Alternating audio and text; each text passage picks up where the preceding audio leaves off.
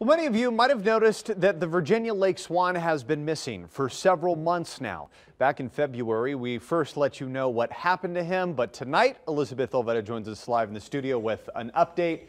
Liz, it was a big day at the lake today.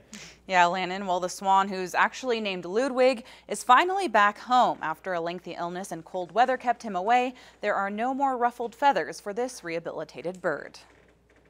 We were afraid that he was dead. He was in bad shape. The swan at Virginia Lake owes his life to Tracy and Heidi, the two women who rescued Ludwig back in February. He was dying when they picked him up.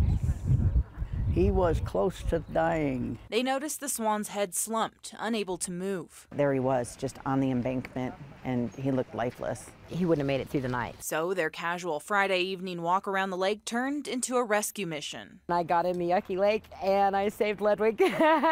Then I wrapped him in my new coat, put him in the back of my BMW, and drove him to Clay Animal Hospital. The vet diagnosed him with a bad infection. That's where Nancy Laird with the Wild Animal Infirmary took over, nursing Ludwig back to health with antibiotics and lots of TLC. He's a good patient. I wish they were all like that. And now, you ready to go out and do things your way? 3 months later, Yay!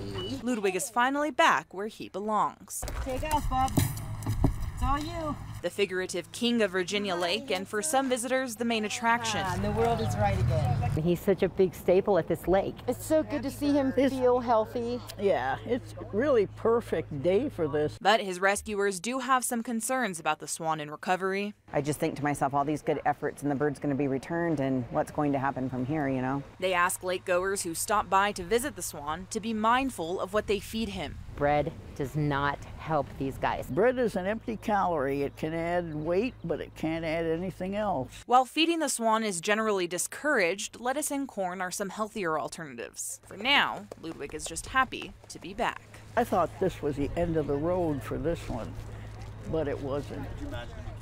Now, Nancy says since she lives in Washoe Valley, she will have people checking in on Ludwig periodically to let her know how he's doing. So if you'd like to learn more or donate to the Wild Animal Infirmary, you can visit our KTVN News app. Covering the story live in the studio, Elizabeth Olvera, Channel 2 News.